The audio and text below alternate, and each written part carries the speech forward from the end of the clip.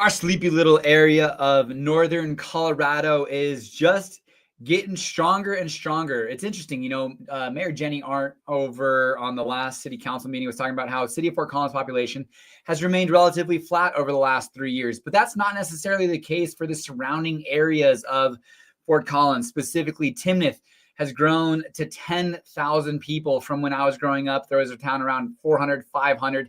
In Windsor, Colorado, in 2000, there was a population of 10,000. It is now exceeding 40,000 people. And the reason I say all of that is because, well, some of our sports teams and the lack thereof, when I was growing up, there was a Gold Crown basketball team that did some traveling to Denver.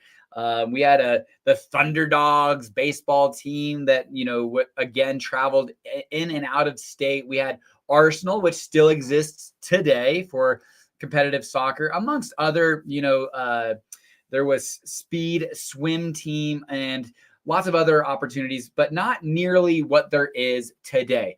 And I start off with just saying, when I went to Fort Collins High School, there was 2 athletes that got picked up by CSU, Matt Yem and Zach Donaldson, which was just super exciting. And now there are more and more players getting picked up. Poudre High School, Pierce Decker signed with Wyoming football. The quarterback, which I can't remember his name, for Wellington, which won the 2A state title. Congratulations, Wellington, signed with Nevada.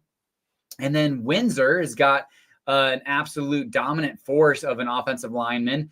They lost this last weekend in the state championship game to Pomona.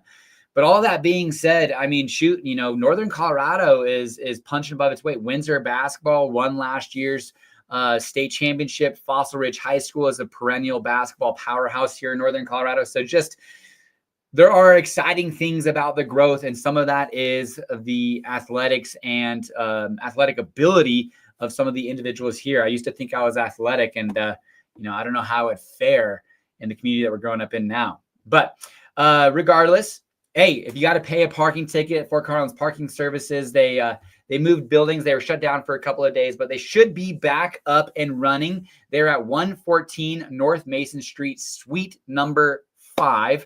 And there was some debate at the city council meeting this last week about whether or not there should be paid parking downtown. So there's it is called an inverted relationship for parking in downtown and Old Town Fort Collins. The most coveted, valuable parking spots are free on street 2-hour parking spots. And the least desirable, least accessible spots, the parking garages, charge.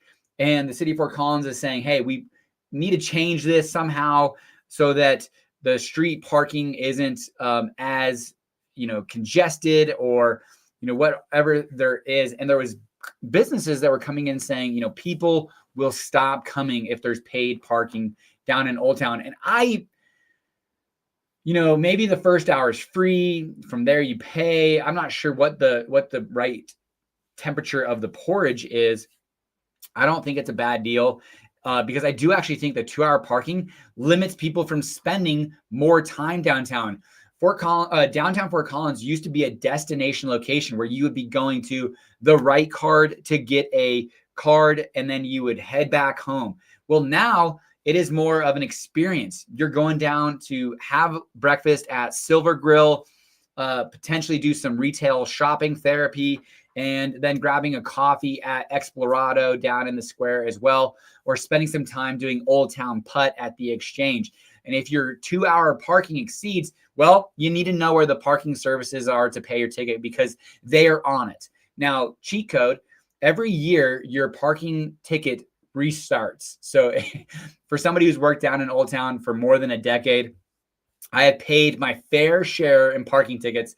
And each year, I believe it's on a calendar year. So January 1st, it resets. You get like one free one. The second one's 25, 50, and then it jumps to 75 and sticks there. My wife and I were driving the other day. I can't remember. I think it was to date night, and it was just an absolutely gorgeous moon. There is another supermoon December 13th and 14th, as well as the supermoon comes the day before the 13th and 14th, but there is the Geminid Meteor Shower on the 13th to 14th. It's supposed to be clear skies, some really good sightseeing. So maybe head out to Fossil Lake Reservoir, some really great low lit area, not a lot of light pollution.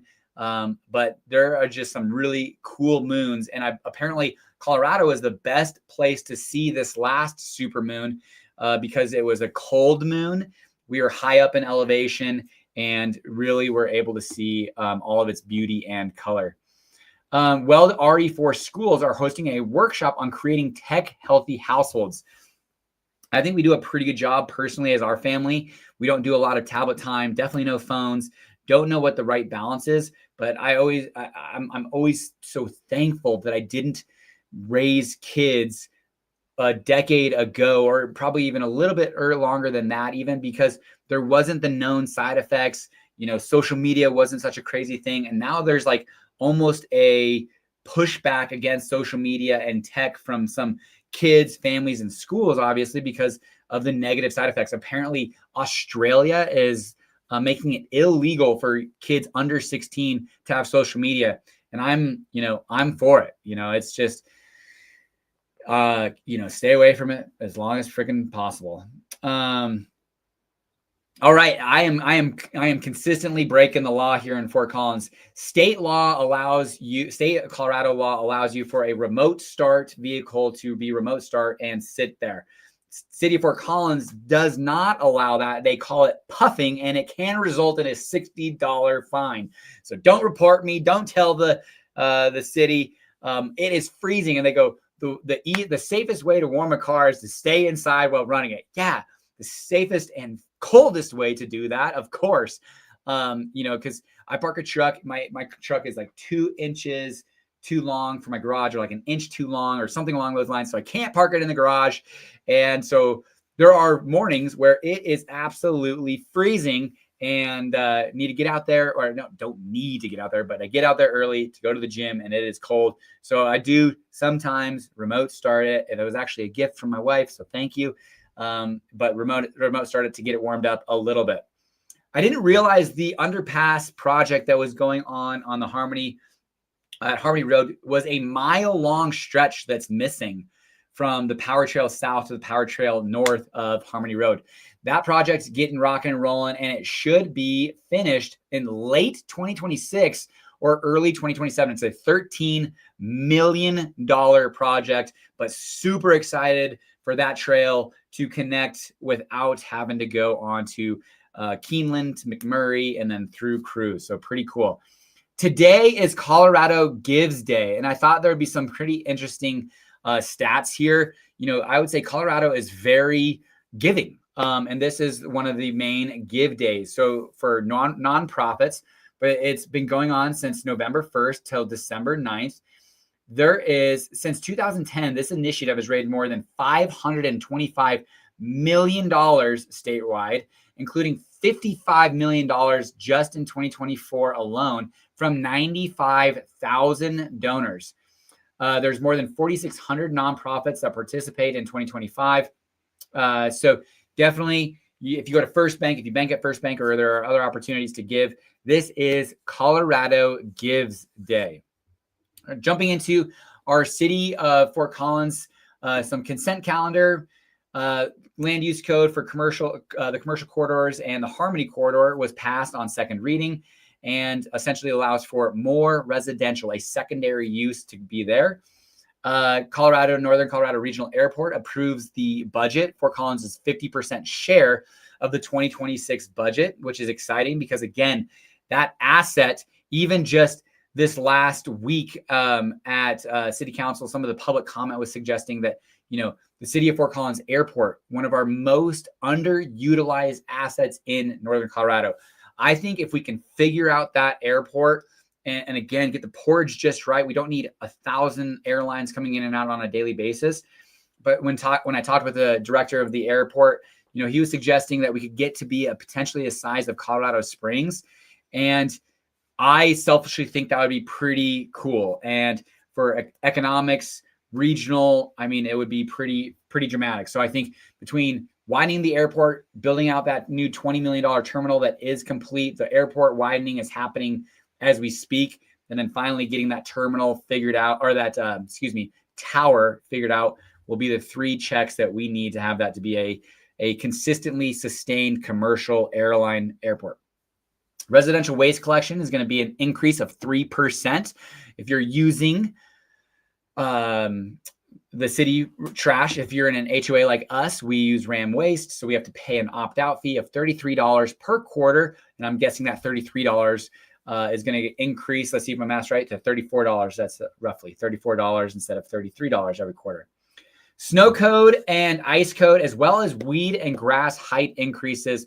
There are not budget cuts, but there are budget constrictions for the city of Fort Collins, and they are going to not be as enforceful with the snow of less than 2 inches, as also increasing the height requirement for grass from 6 to 9 inches, saying at 6 inches, you were having to cut it. It's too tall. You'll get a notice on your door saying, hey, cut your grass. Now it's going to be 9 inches. Some of that is the budget constraints. So what are some levers they can pull? Easy levers. Those are 2 of them. If you do have a sidewalk that butts or if you do have a house that has a sidewalk on it, those do need to be cleared within 24 hours. District 6 City Council will have a vacancy and will be refilled by January 23rd. They are accepting applications, and they will have a special meeting on the 13th and 14th. So there is, if you are in District 6, which I will share my screen really quick. There we go. If you are in District 6, you must have an address in this location to be able to apply. So if you are in District 6, there is a vacancy because Emily Francis, Mayor Pro Tem, won the mayoral seat and is going to be needing that to be filled. Let's keep it rocking and rolling. Try to get this within the 15 minutes as much as we can. The Midtown bid was approved. It was a $554,000 budget business improvement district for Midtown. And this was, I believe, created just a few years ago, 5-7 years ago. And essentially they're trying to beautify Midtown. Midtown's always been kind of that forgotten child, the middle child. You get a lot of love on the south side. You get a lot of love down in Old Town, but Midtown gets forgotten. And this was developed so that we can create a beautification project for Midtown. I thought it's just some numbers that are interesting. Chief Judge's salary in 2015 was $218,141. City manager's salary in 2025 was $330,736. Excuse me. And that kind of ranks her in the 50th percentile, as well as the chief judge, and actually our city attorney, who's been there the longest, ranks lower than that, but at $369. Those all 3 new salaries got approved.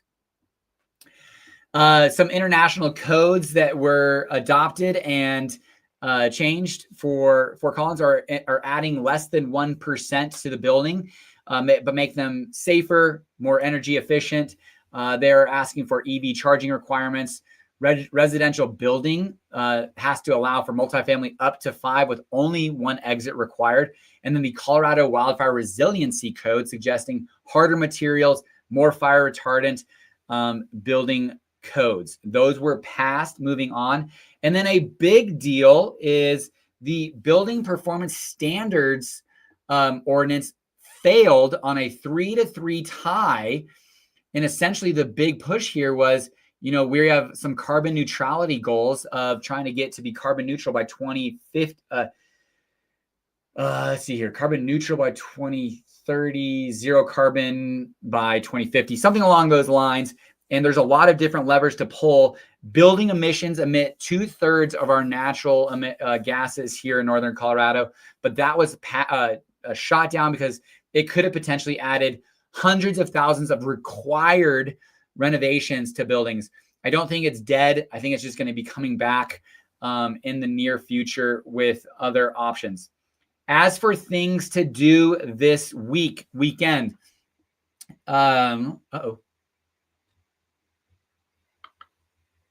Okay, the Santa Catch 5K and 10K running race in Windsor, December 13th, 8 to 1 p.m. Santa photos at the Foothills Mall every day, daily until December 24th, 2 to 7 p.m. All choral holiday concert at First United Methodist Church in Fort Collins, December 9th, 7:30 to 9:30. Holiday celebration at Jessup Farm, December 12th. 4 to 8 p.m. Garden of the Lights Winter Holiday Light Festival, December 12th through the 28th, nightly at the Gardens on Spring Creek. Winter's Farmers Market. Go, support local farmers, local marketers, makers. Every Saturday, 10 a.m. to 2 p.m. It's a Jolly Trolley holiday, December 13th, 10 a.m. to 1 p.m. at the Mountain Avenue Trolley Barn in Fort Collins. Colorado Eagles got a game going on December 12th and 13th at 7:05 p.m. And as always, there's always tours going on at New Belgium, Vortic Watches, and always something happening at the University Center of the Arts. That was Fort Collins in 15 minutes and 57 seconds. I'm going to end it there. Thank you for watching and have a great day.